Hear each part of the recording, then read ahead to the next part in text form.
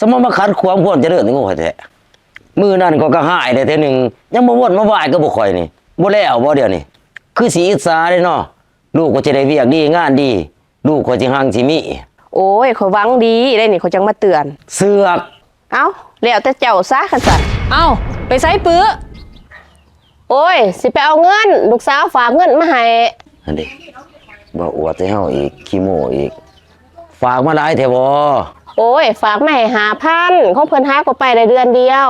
โอ้ยฝากมาหน่อยตายแท้เนาะสิพ่อซื้อเขามาอยู่บ่อย่าซื้อเว้าให้ลูกเขาบ่แม่นสิมีปัญญาหาเงินหลายคือลูกเจ้าแม่นเลยเนาะดีใจนำเด้อว่าแต่ลูกสาวกับลูกเคยจะฝากมาให้อยู่บ่คือสิฝากมาให้ตลอดได้เนาะโอ้ยลูกก่อนมันสิฝากมาเป็นก้อนใหญ่บาทเดียวมันบ่ฝากย่องๆแยกๆจังซี่ดอกขุดดูขุดบ่นั่นแหละขุดไปเรื่อยๆขุดไปเรื่อยๆพงศรีลูกว่าเลิกพ่อแล้วบ่ซ้ำนี่หยุดเพราะว่าลูกก็จะคือพ่อเนี่ยเพราะว่ามันพ่อแหละซ้ำนี่ไปพักผ่อนลูก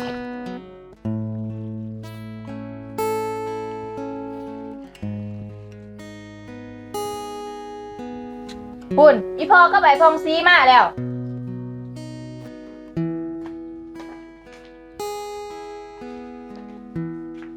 เป็นจังใดเฮ้ยแล้วบ่เวียกหั่นหยุดพงศรีเจ้าบ่ต้องเว้าหรอกพ่อสิบอกแม่เจ้าเองแล้วเด้อเฮ้ยนี่แหละอาศัยเคยพงศรีเนี่ยจังได้เอาไว้แล้วข่อยก็บ่ดีใจดอกเฮ้ยราคามันตกแห้งโอ้ยข้อยก็อุกใจคือกันเฮ้ยปีนี้จังสิแก้ไขจังไดความทุกข์ยากอายเขาตีเงินสิใส่ก็บ่มีเดี๋ยวนี้เอาจังสีซะพอคอยก็ไปพงซีหันสิไปทำงานอยู่ไทยเอาซะเนาะไอ้พงซีเนาะไปแต่ว่ายุดไอ้พงซีจะบ่ต้องเว้าเจ้าก็คือสิเห็นดีน้ำข่อยหั่นแหละเนาะแม่พอต้องลงข่อยสิไปทำงานไทยกับไอ้พงซีเด้อก็ดีแหละก็ได้ฝากเงินมาจุนเจือครอบครัวบัดนี้แหละครอบครัวเฮาสิรวยเอามายังเอานั่งไปจังได๋มาจังได๋นี่โอ้ยว่าสิมาถามพวกเจ้านี่แหล้วว่าหน้าพวกเจ้าก็เป็นคือหน้าข่อยอยู่บ่หน้าจะเป็นอีสังหน้าข่อยมันบ่งามลำเดียวกับเขาบ่ขึ้นบ่สัดมีแต่เดืองกุดดงโอ้ยหน้าข่อยก็เป็นคือกันจังว่าบ่ไหวนี่สิให้สองผัวเมียนี่ไปทำงานอยู่ไทยนี่แฮะคันฉันสิบ่ได้ให้อีทิพย์นี่ไปนํกันบ่เอาแต่ว่าหรอกคันฉันขอกลับก่อนเด้อมื้อหน้าจังสิมาดินนำใหม่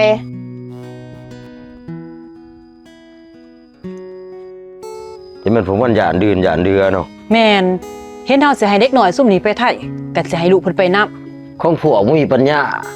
เห็นหมู่เฮ็ดหยังก็อยากเฮ็ดนำแม่นตัวว่าจังได๋พองศรีเจ้าบ่ต้องเว้าดอกไอ้พงซีข่อยฮู้แล้วแหละว่าเจ้าคือกันกับอีแม่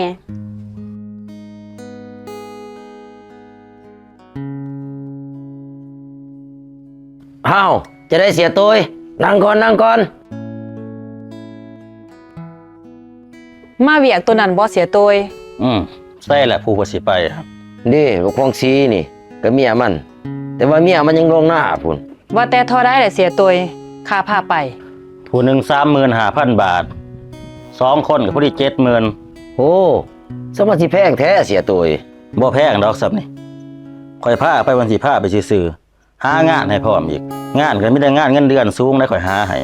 เดือนนึง 6-7 หมื่นพุ่นโอ้ได้ปานนั้นอีบ่เสียตัวแม่นสิครบคนแล้วได้ตอนนี้คันว่าสิไปก็มีแต่ว่าฝ้าวตัดสินใจตกลงเนาะเฮ้ยเนาะให้เสียตัวนี่แหละพาไปแต่เงินเฮานี่ติเฮ้ยเห็นบ่มีสิซื้อข้าวกินคู่มื้อนี่ยังยากเลยโอ้ยก็เอาเฮือนกับหน้าเฮานี่เด้ไปจำมันสิบ่ได้บ่สำก็ใส่ก็เอาตามจะว่าได้เฮ้ยพงศรีมึงว่าจังได๋หยุดมึงบ่ต้องเว้าก็ได้กูฮู้ได้ว่ามึงเห็นดีนำกูมีแต่ว่าเอาตามนั่นแหละเสียตัวเอ้ย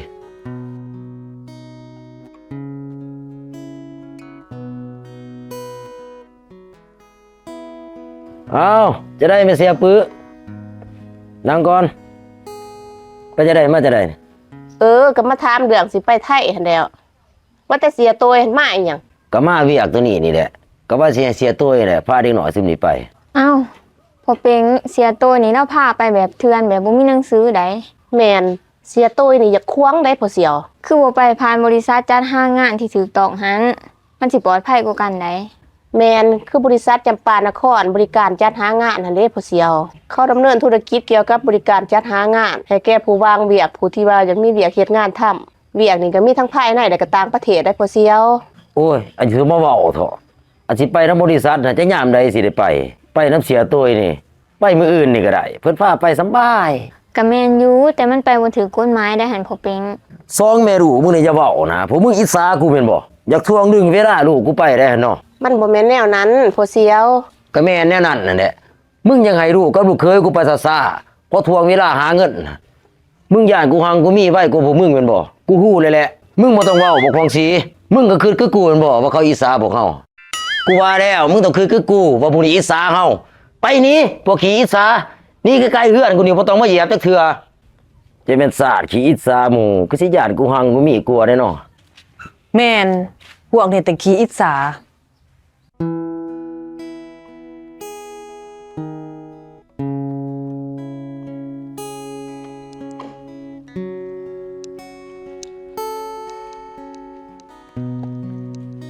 พอเสียวเป็งจะคิดดีล่ะบ่ คือดีอีหยังเนี่ย เรื่องสิให้อีน้อยกับผัวมันไปเฮ็ดงานอยู่ไทยน้ำเสียตัวหั่นติเสียตัวแล้วบ่ได้ดีใด บ่ดีจังไดเสียตัวแล้วสิหางานให้เดือนหนึงได้ 3-4 หมื่นพุ่น โอ้ยอย่าสิไปเสือเราเบี้ยอีสังสิได้ฮอด 3-4 หมื่นพุ่นคันเฮามีความรู้สูงๆหั่นสิบ่ว่าอันนี้ไปเป็นกรรมกรเขาซื่อ อย่าเว้านะแม่เสียวปือ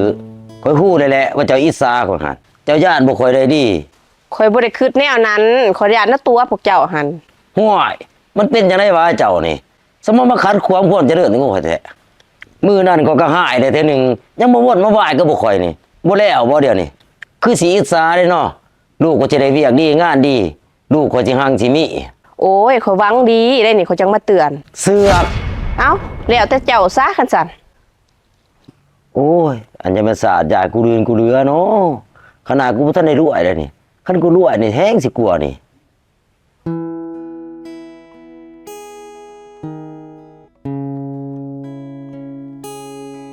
โดยเทียนมื้อนี้จะไปหาลูกค้าอยู่พ้นสินไข่เนี่ยเด้อ ลูกค้าพ่นสินไข่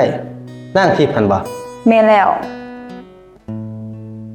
จังซี่เนาะบริษัทจำปานครบริการจัดหางานของพวกเฮาก็อยากให้ทานมีความไว้เนื้อเชื่อใจทางบริษัทเฮาหันแหล้วเพราะว่าทางบริษัทอาหารบริการจัดหางานทั้งภายในและต่างประเทศที่ถูกต้องตามกฎหมายภายใต้ระบบ MOU โอ้แสดงว่าทางบริษัทเฮานี่แม่นพาไปถูกต้องตามกฎหมายติ แมนทางบริษัทจำปานครของพวกเฮาเนี่ยมีใบทะเบียนดำเนินธุรกิจอย่างถูกต้องตามกฎหมาย ห่วยแม่นพากันเฮ็ดอีหยังมีเสียปือ โอ้ยร่วมเวียกกับบริษัทจำปานคร ผู้เพิ่นจัดหางานให้ไปเฮ็ดเวียกอยู่ไทยหั่นแล้ว โอ้บ่ทันได้ไปเพราะป่านนี่ลูกก็ไปเฮ็ดเวียกอยู่ไทยก่อนนั่นจนมาสิรวยนะป่านนี่พวกเจ้ายังบ่ทันได้ไปไสมาไสอยู่เนาะ โอ้ยเฮ็ดตามขั้นตอนมันก็เลยอยากลดแน่น้อยหนึง ไปแบบเถื่อนๆก็แล้วสิไปบ่นไปไหว้นำบริษัทจังดีเสียเวลาหาเงินหาค่ำ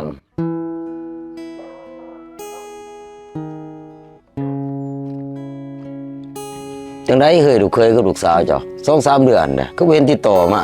โทรหาพวกมันก็บ่ได้ หันตี้เฮ้ยพวกมันบ่ฮู้บ่ว่าเฮาขอเงินนำพวกมัน เสียจอยก็จี้เรื่อยอยู่นี่ ก็บ่ตีเราแหล้แต่ยืมมาต้นทุนก็บ่ทันให้ดอกเบี้ยก็บ่ทันให้เรา มันเป็นจังไดลูกเจ้ามันคือบ่ฝากเงินมาให้เฮาหรือว่ามันสิฝากมันเป็นก้อนมาเดียวบ่ คือสิแม่นเฮ้ยสงสัยมันสิฝากมาให้เฮาเป็นก้อนบาทเดียวบ่จักเฮ้ยเอ้าไปไสปื้อ โอ้ยสิไปเอาเงินลูกสาวฝากเงินมาให้ นั่นดิบ่อวดให้เฮาอีกขี้โม้อีก ฝากมาหลายแท้บ่ โอ้ยฝากมาให้5,000ของเพิ่นหาก็ไปได้เดือนเดียว โอ้ย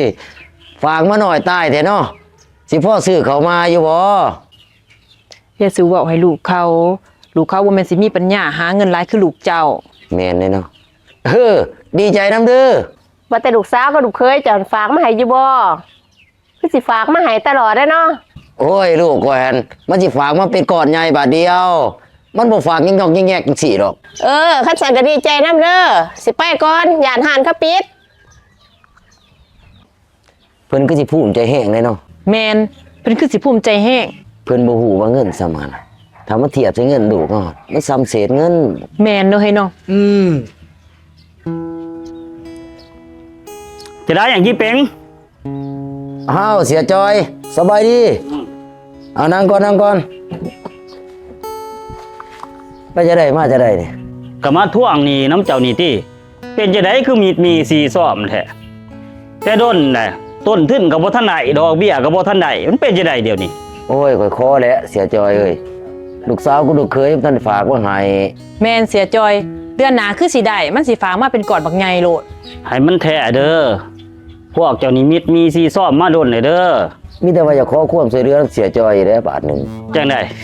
สิยืมเพิ่มอีกบ่นี่ที่เว้ามานี่ แม่นขอยบ่ให้จะยากหรอกวันนี้จะน้อยลูกเคยกับลูกสาวเขาสิฝากมาให้เป็นก่อนบางใหญ่โดด แล้วสิทมให้เจ้าเบิดบาทเดียวโลดเสียจอยเอ้ย โอเคสันแต่ว่าข่อยให้เวลาอีก2 เดือนคันบ่ได้นี่เจ้าเตรียมโต้ย้ายออกจากเฮือนเด้อสิว่าบ่บอกเท่านี้แล้ว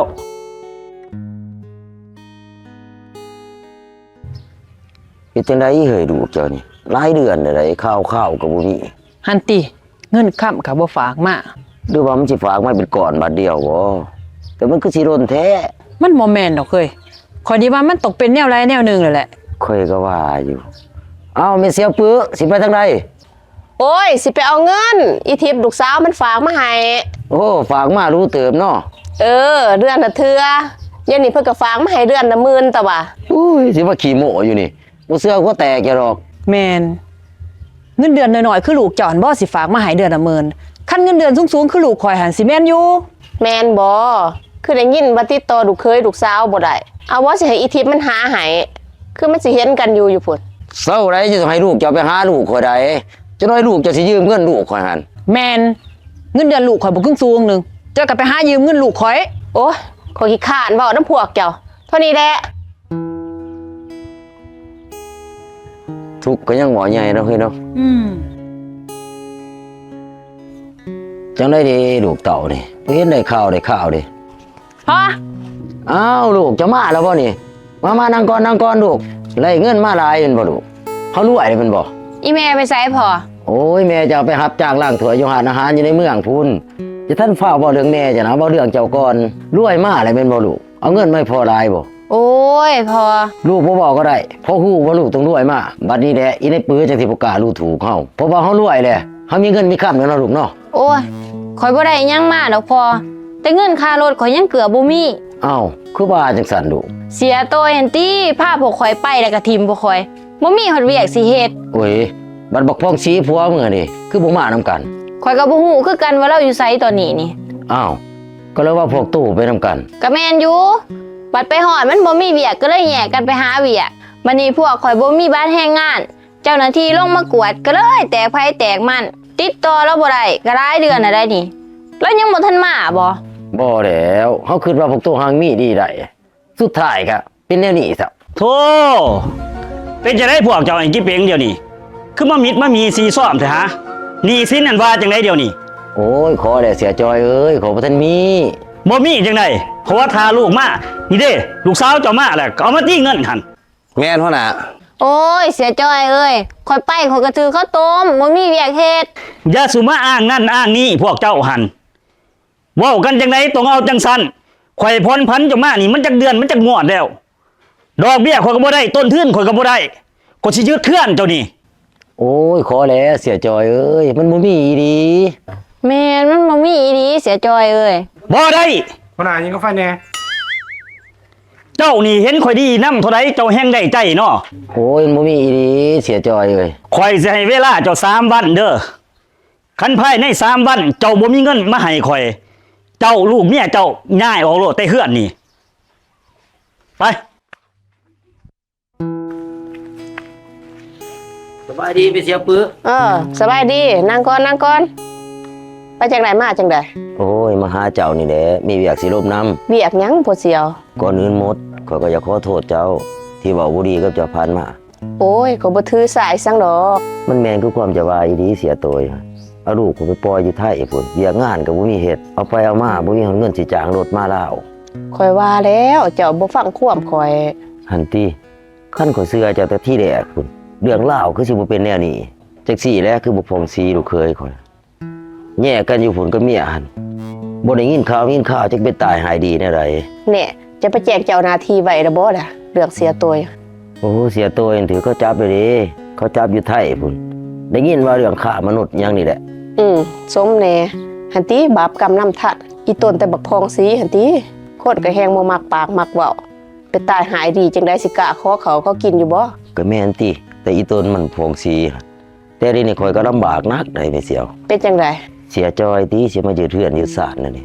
สิบ่มีบ่อนสิอยู่แล้วแม่เสียวเอ้ยเดี๋ยวนี้ เอ้าเสียจอยคือว่าสิมายืดเทือนเจ้า โอ้ยก็เรื่องยืมเงินให้บักพงชีก็เมียมันไปไทยอันแล้วหลังจากมันไปแล้วมันก็บ่ฝากเงินมาจักเถื่อ สิฝากจังได๋แล้วของเขาบ่มีเวียกเฮ็ด หันแหละ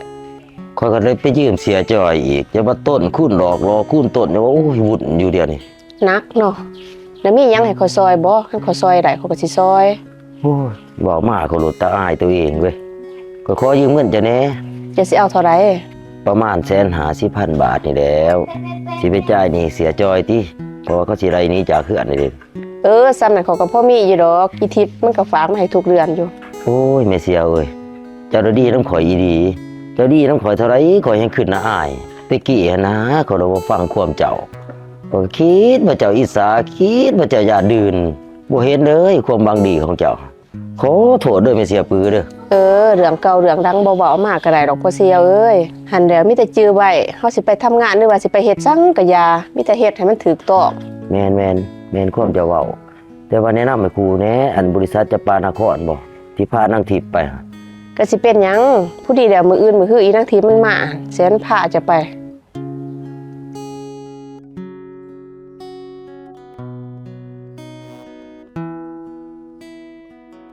สบายดีบริษัทจำปานครบริการจัดหางานยินดีให้บริการ ลูกค้าสนใจสมัครเวียกภายในหรือว่าต่างประเทศเจ้า โอ้ยก็อยากให้สาวหน้านี่แหละไปทำงานอยู่ไทยก็ไปได้แหละเทื่อนึงแต่ว่าถือเขาตกเงินก็เบิดเป็นเท่าใดไปก็บ่ได้เวียกเฮ็ดสุดท้ายถือร้อยแพ้ซ้ำ ไปผ่านบริษัทใดเดหัน โอ้ยไปแบบบ่ถูกนี่แหละไปเอง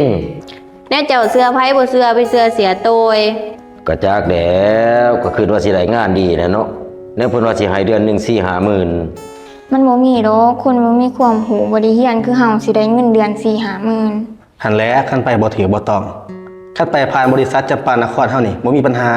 แมนเพราะว่าบริษัทของพวกเฮาแมนดำเนินธุรกิจจัดหางานทั้งภายในและต่างประเทศ โดยเฉพาะแมนการจัดส่งให้งานลาวไปเฮ็ดเวียกอยู่ประเทศไทยเนาะแมนเฮาส่งไปในระบบ MOU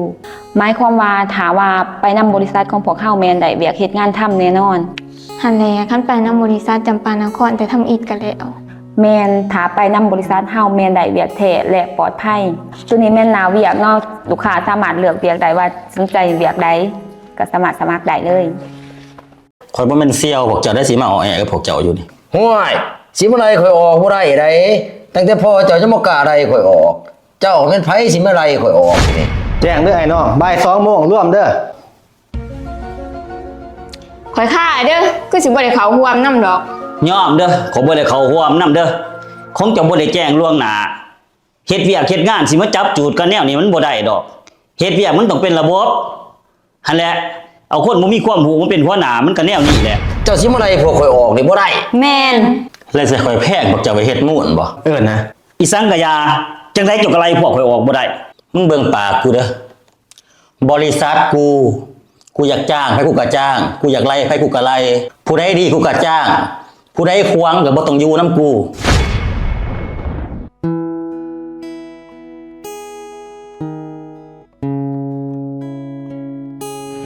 จะได้ไอ้น้องเข้มวิไลกับเกษตรเฮามาครบเบิดแล้วบ่ ครบไปแล้วหัวหน้ายังแต่กรรมกรนั่นแหละหมายเขาก็ร่วมนำดอก ก็บ่มีหยังดอกมื้อนี้นะก็สิแนะนำให้ฮู้จักนี่เด้อแสงเทียนน้องชายข่อยใส่เพิ่นเป็นผู้จัดการอยู่นี่มีหยังก็ให้เพิ่นเบิ่งเพิ่นแยกยามข่อยบ่อยู่หั่นสุดกับเพิ่น ห้วยมันข่อยนี่เด้หัวหน้า เจ้าก็เฮ็ดตำแหน่งเก่านี่แหละไปก่อน มันบ่เป็นดอกข่อยเฮ็ดเวียกนำเจ้ามาจักหลายปีแล้วเสียคนอื่นเนี่ยบ่มาเสียบแทนข่อย สิคนอื่นจังได๋แสงเทียนนี่น้องชายข่อยจบมาแต่นอกใหม่ นอกไซหัวหน้านอกต่างประเทศท่านบ่ ๆบ่บ้านนอกคอกคาเม่เฮานี่แหละแต่ว่ามันเฮียนสูงได้บักนี่ โอ้จบเอกจบโทคุณบอก บ่จบม .7 นี่แหละ แล้วมันสูงปานใดล่ะม .7 บ่สูงจังได๋มันเฮียนอยู่ชั้น3พุ่นซ้ำบ่นำมันข้างห้อง5ปีพุ่น เป็นจังไดคือว่าข้างห้องมันหาปีคนเฮียนอ่อนบ่ได้จังได บ่ข่อยมักสาวคู่งามเขาเลยบ่อยากขึ้นห้อง นั่นนี่สิเอาคนจังซี่บ่หัวหน้ามาเสียบแทนข่อย ของน้องข่อย โอ้พวกเจ้าละสิดินเส้นดินทรายกันบ่เดี๋ยวนี้ แล้วสิเฮ็ดจังไดนี่มันบริษัทพอข่อย ไอ้คิดตัวเป็นยังจะคือบ่ให้ไอ้เป้งเป็นผู้จัดการจะคือให้ข่อยเจ้าบ่ยานเราเครียดบ่ สิย่านเราเขียดอีสังเด้คันบ่ตีว่าเราเป็นคนเก่าคนแก่แต่รุ่นอีพอหั่นแฮงสิไล่เราออกซับ เอ้าคือว่าจังซั่นไอ้ต้อย ก็เบิ่งระหว่างโตดิเราบ่ได้คิดว่าเราเป็นพนักงานเฮาเด้เราคิดว่าเราเป็นประธานบริษัทพุ่นใส่เฮ็ดนั่นเฮ็ดนี่ให้เฮ็ดหยังก็บ่เฮ็ดมีแต่สอ โอ้ซ้ำพ่อจังบ่อยากวนน้ำเราเนาะ แม่นเดี๋ยวนี้เราสร้างกลุ่มสร้างก่อนแต่ว่าในบริษัท ผู้ใดก็คนเราเบิดเอาไปเอามาแล้วพากันโกงบริษัทคันสิเว้าหลายก็ว่าคนอีพอจักมื้ออย่าให้กูเรืออดกูเสียเส้นบ่เพิ่นว่าแต่มึงนี่เบิ่งดีๆเด้อสวงกูบ่อยู่นี่อย่าให้มีเรื่องเด้ จะสิไปโดนบ่ไอ้ต้อย ประมาณ2 เดือนนี่แหละ ว่าแต่จะสิไปไสไอ้ต้อย สิขึ้นไปหาพระอินทร์อยู่เทิงฟ้าสิไปเซ็นสัญญากับการสัมปทานฝน โอ้ท่านเจ้าสัมปทานฝนใดเนี่ยเฮายังสิรวยขึ้นแน่นอนไอ้ต้อย ก็จังว่ากูว่าหั่นติกูสิให้มันตกเสียได้พวกที่เขาซื้อปุ๋ยซุปเปอร์แวนนำเฮานี่ผู้ใดบ่ซื้อกูบ่ให้ตก ไผบ่ซื้อปุ๋ยซุปเปอร์แวนนำเฮานี่ถือว่ามีหน้าพดพักเนาะ เออ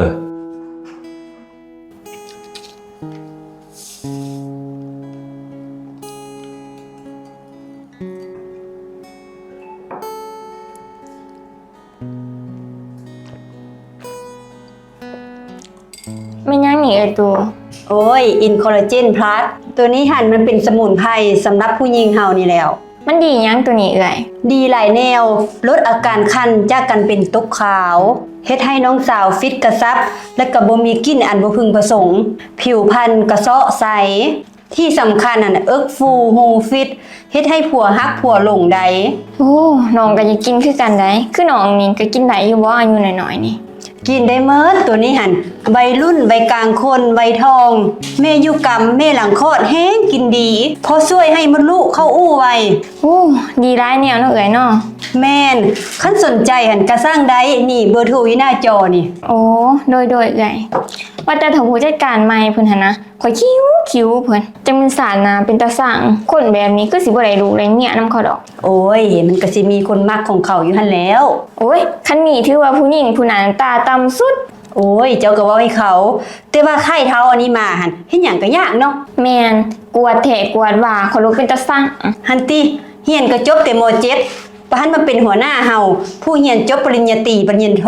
หันติเขาลูกบ่อยากยอมรับเพิ่นเว้ย แม่นแต่ค่อยบ่สนเพิ่นดอกบ่นับถือเพิ่นดอก ข่อยคือกันหั่นแหละแต่เพิ่นมานี่รายได้ข่อยขาดเลย ติงโตบ่ไหลพอดี จะเป็นซาดเป็นตาสั่งเนาะ เดี๋ยวนี้นี่ไอ้น้องเขาขึ้นจะได้เดี๋ยวนี้นี่เสียโต้ยเพิ่นให้น้องสายเพิ่นมาเป็นผู้จัดการ ค่อยก็ว่ามันบ่ยังเหมาะสมหั่นแหละไอ้ปิงธรรมดามันก็ต้องเป็นเจ้า แม่นเอ้ยตูแบบนี้มันขามหน้าขามตากันโพด ก็แม่นนั่นแหละ เรื่องมันเป็นเนี่ยนี่เฮาสิเฮ็ดจังได๋บัดนี้เฮาสิยากสิหยอกเฮาสิโกงจังได๋บัดนี้คันว่าผู้จัดการผู้ใหม่มาอันนี้ หันติยะหันติบัดนี้คันสิโกงสิกินก็ได้ หันแลเอ้ยตูเอ้ยไอ้เป้งสิแก่จังได้กัดแก่ได้ข้าวสารพวกเฮาตายแท้ๆได้ น่าผมบ่พาให้น้องโอดตายดอก แล้วเฮาสิเฮ็ดจังได๋ล่ะ มีแต่ว่าอีหยังก็อย่าบักผู้จัดการใหม่มันใส่หยังเฮ็ดหยังก็บ่ต้องเฮ็ดน้ำมัน เขาสิบ่ไล่เฮาออกบ่ล่ะ โอ้ยเสื้อนั้นมันได้ครับมันกล้าได้หั่น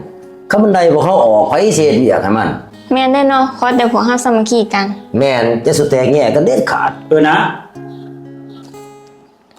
อีสังมันเป็นจังไดนี่ผมเพิ่นเฮ็ดบัญชีอะไรเนี่ยโอ้โทรใส่เพิ่นก่อน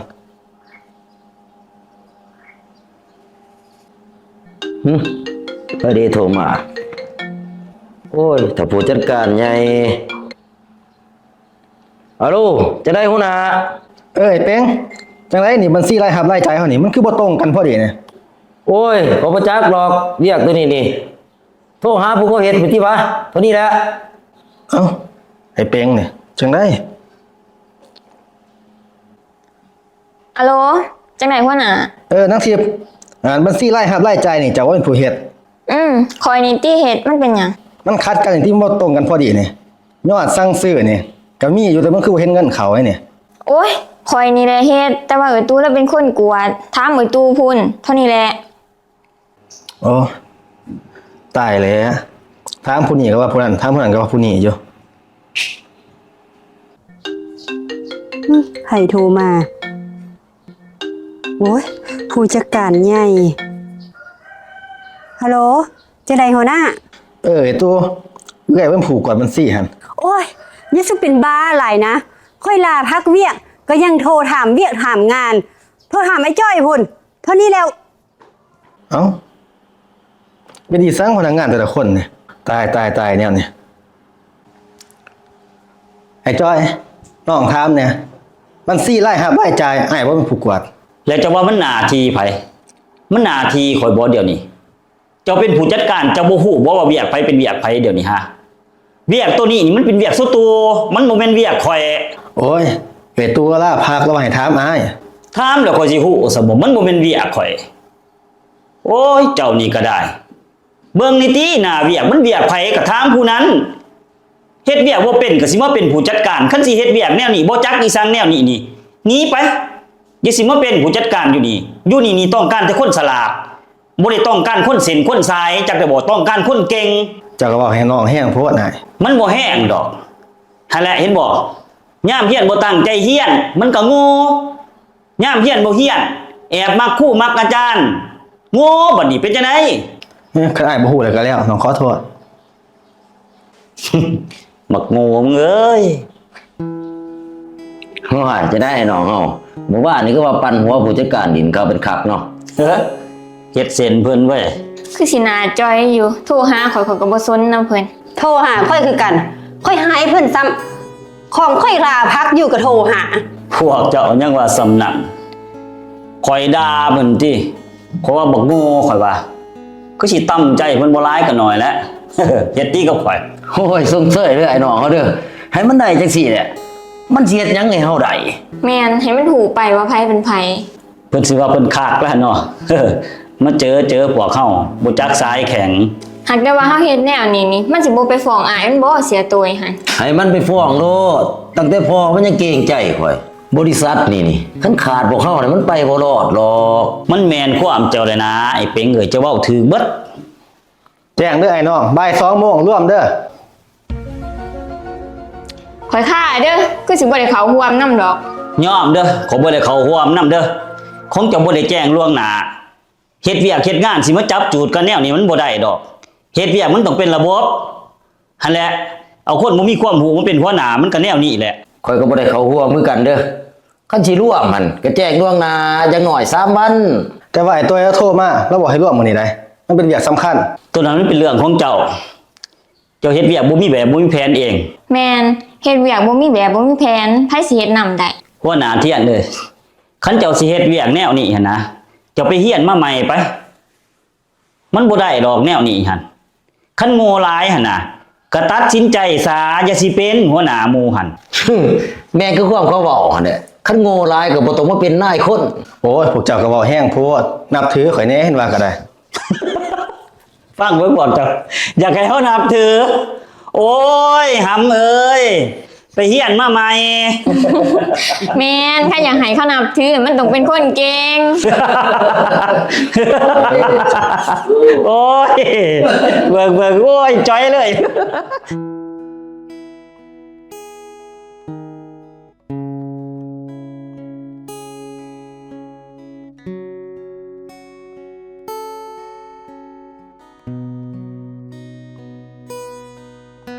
สบายดีอ้า สบาย ย ดี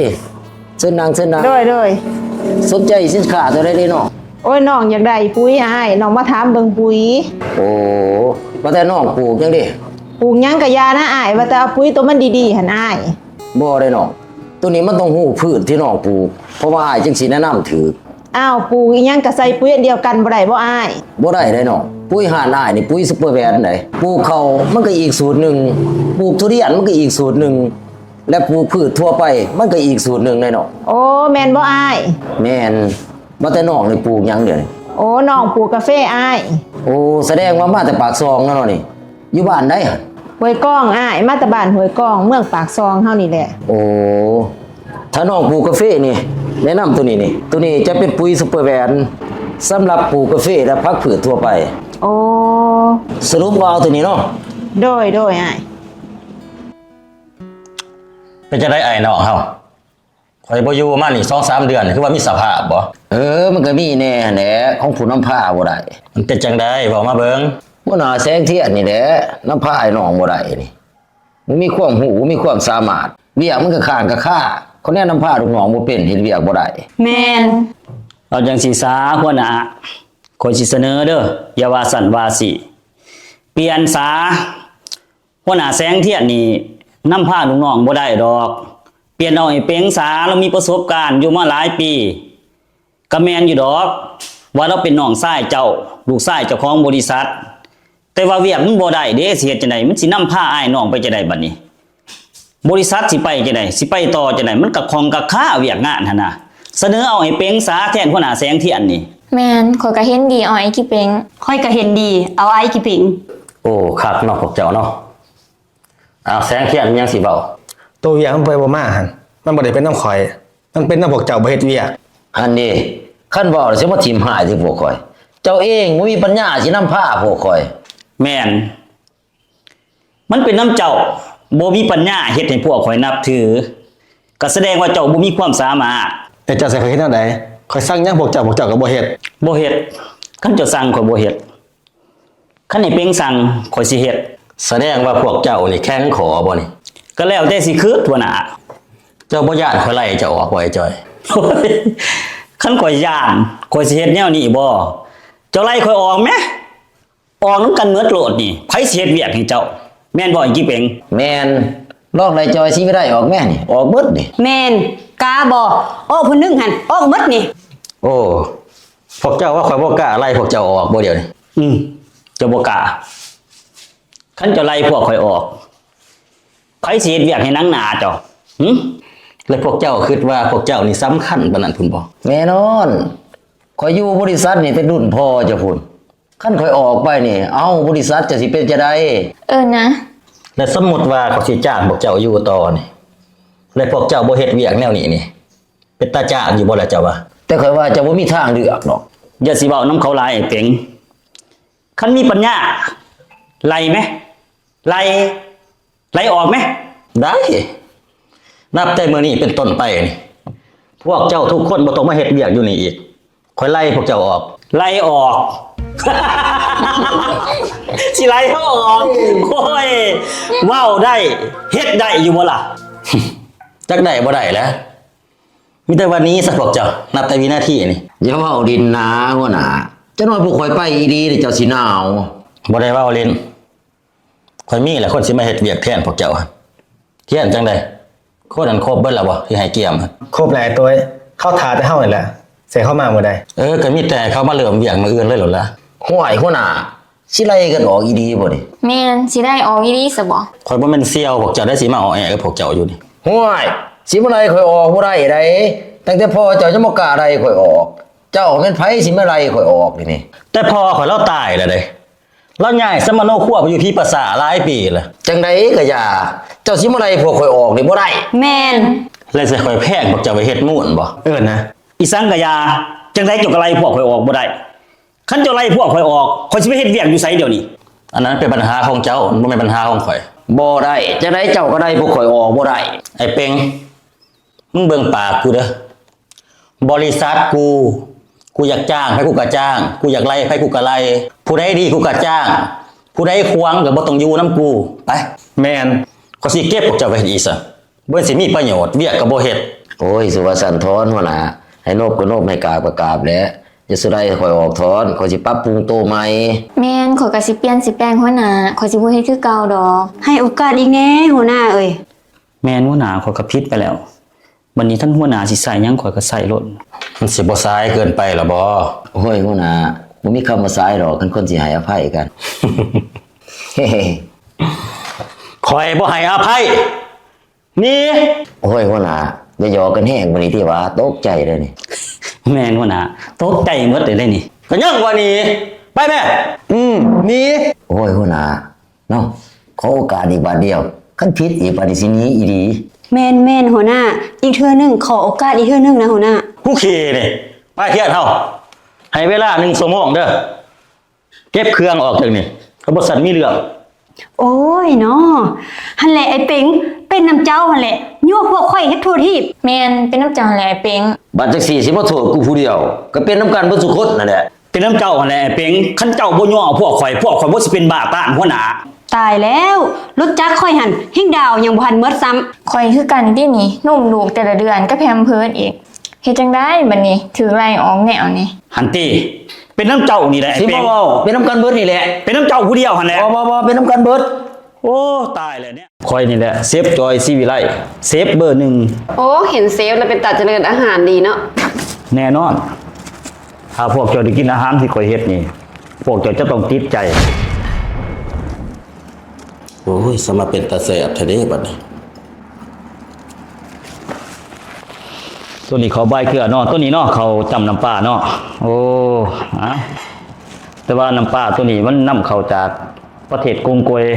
แต่ว่ามันจะบ่นัวปานใดแต่ว่าเฮาก็ต้องเสริมความนัวเนาะตัวนี้เนาะว้ามีแต่ว่าอันเสิร์ฟลูกค้ากินเขาวให้แซ่บให้นัวเด้อคอยสิเข้าไปเฮ็ดต่ออยากได้หยังสั่งโลดเด้อ เดี๋ยวครับต่อไป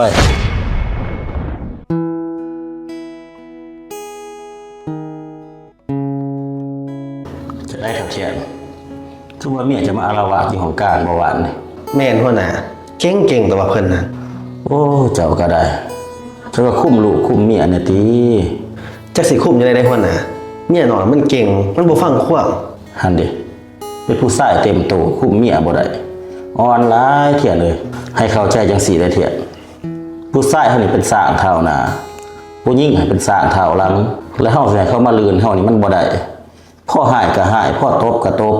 พ่อสั่งสอนก็สั่งสอนได้แม่เป็นผู้ชายนี่มันต้องเข้มแข็งมันต้องจึกจักได้ จักแหละ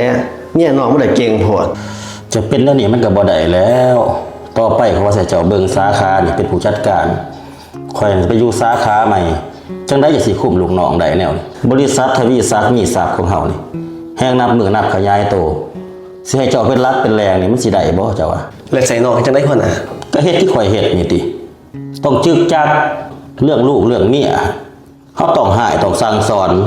พ่อตบก็ตบพ่อตีก็ตีสิไม่ให้เขาคุมเกมเฮานี่มันบ่ได้เฮาต้องคุมเกมเขา แสดงว่ากับลูกกับเมียนี่เฮาต้องเด็ดขาดบ่หัวหน้า คนนี้คนเด็ดขาดเลยว่ากับไอ้น้องพนักงานว่ากับลูกกับเมียนี่เขาต้องเด็ดขาดคันเฮาบ่เด็ดขาดแล้วสิคุมไผได้ไผโทรมานอนบัดนี้ ไผโทรมาหัวหน้าคือบ่ฮับ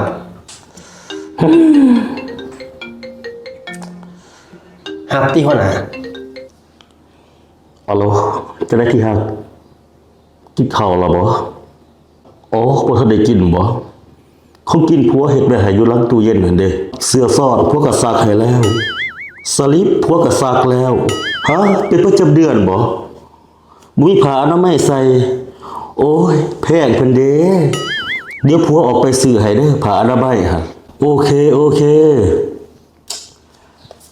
ขอยสิเอาไปเวียกอยู่นอกก่อนเด้อ เวียกยังหัวหน้า ก็เวียกสำคัญนั่นแหละสำคัญระดับศาสตร์ เจ้าเอ้ยไปซื้อผ้าอนามัยให้เมียก็ว่าภารกิจสำคัญระดับศาสตร์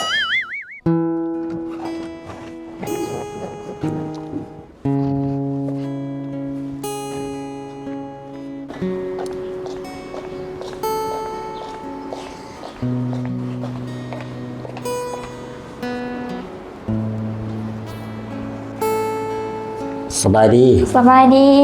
เสิร์นนั่งก่อน ลูกค้าอยากได้ดินบ่หรือว่าอยากได้ดินพร้อมเหือน อยากได้ดินพร้อมเพื่อน คันว่าสิมาซื้อดินซื้อเฮือนก็ให้มาซื้อดินซื้อเฮือนเด้บ่แม่นสิมามักข่อยเด้ เจ้ากะเว้าปานเขาสิมักเจ้า เจ้าอ่านข่อยตามเกินไปแล้วเฮ้ยเจ้าบ่ฮู้ว่าผัวจะมีรอซำใด ขอยก็มาซื้อดินซื้อเพื่อนหันแหละเขาบ่ได้มามักจะดอก ให้มันแท้เด้บ่มันสิล้มเวียกไปมาสิมามักข่อยนี่บ่ได้เด้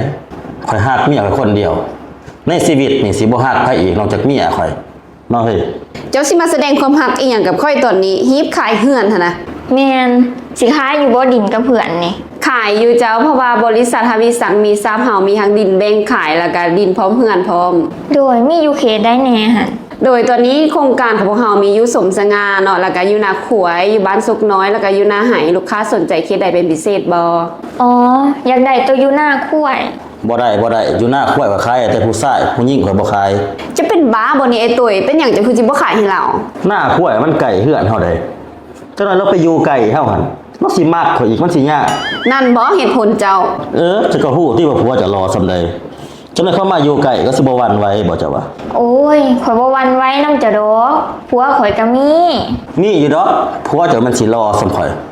หน้าตาคือเจ้าอะสิหาผัวรอข่อยนี่คือสิบ่มีดอก สรุปแล้วสิขายอยู่บ่ดิ่งกับเพื่อนนี่ ขายตอนอื่นแต่ตอนอยู่หน้าคุ้ยนี่บ่ขาย ขายให้เราลดหนามันสิเป็นอีหยัง ก็ยังว่าเขาสิมักข่อยตายเจ้าผู้อยู่ว่าผัวตัวเองรอสิสู้สิเข้ามาอยู่ไกลอยู่ เอาจังสิซ่าอย่าสิผิดกันพวกเจ้าถ้าแต่ข่อยสิเอาอยู่บ้านส้มสง่าก็ได้ ก็สมสง่าสิขายอยู่ให้เจ้าหั่น คันขายก็เฮ็ดสัญญากันเจ้าก็เซ็นให้ข่อย หั่นเด้เจ้าสิเอาลายเส้นของเฮ็ดอีสังมากข่อยได้นี่ข่อยบ่ได้แม่นดาราแล้วสิมาขอลายเส้นข่อย ไอ้โตยค่อยว่าเจ้ายังแหงเกินไปเด้ มันบ่แห้งดอกถ้าเที่ยวความรอข่อยนั่งก่อนเฮ้ยนั่งก่อนห่านนี่รู้ลาได้เฮ้ยคันสำได้สำนึงนี่บ่ได้กินได้เพราะว่ามันแพงอาหารเขาก็มีแต่แซ่บ แต่ว่าดินตัวนี้ก็เจ้าซื้อน้ำเฮาได้นี่เนาะ ๆเขาซื้อในบริษัททวีศักดิ์มีทรัพย์อสังหาริมทรัพย์ของเฮานี่แหละเฮ้ย สั่งแม่อ้าย สั่งอาหารเนี่ย เจ้าดูค่ะสิสแตกยังได้เนาะ ใส่ละขอเบิ่งเมนูนะ นี่เด้ ก็ให้ข่อยจับข่อยบายแหน่เมนูหั่น อ่ะ มารยาทสุดยอดเลยเด็กเสิร์ฟหานนี่ข้าวใบเกลือ500,000เนียนมะเขือ700,000ข้าวดีดอก400,000ข้าวจับน้ำปลา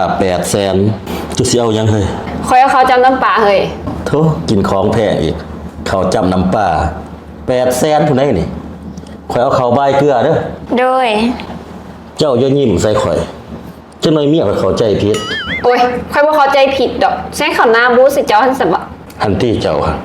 เจ้าบ่ญาติเข้ามักข่อยซั่นบ่เจ้าบ่ฮู้ซั่นบ่ว่าผัวเจ้านี่รอซำใด โอ้ยข่อยบ่มักจะดอกลูกค้า มันสิเว้าได้บ่คนเฮาหูหน้าบ่หูใจ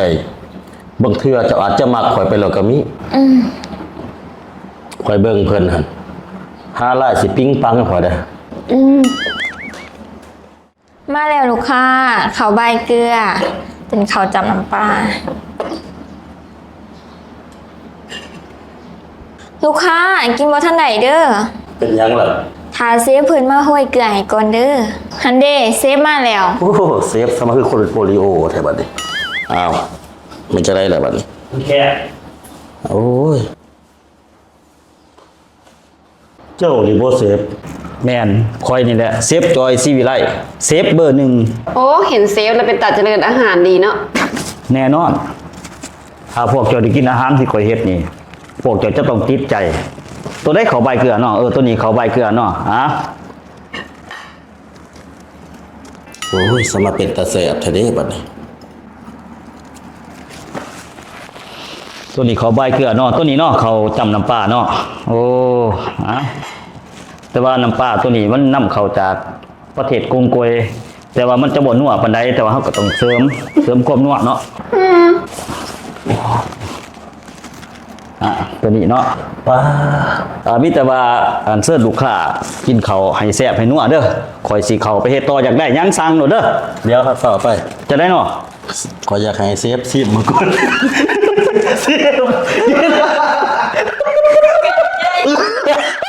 จบเรื่องซะจบเรื่อง เจ้าสิกินตัวเฮ็ดเลยกิน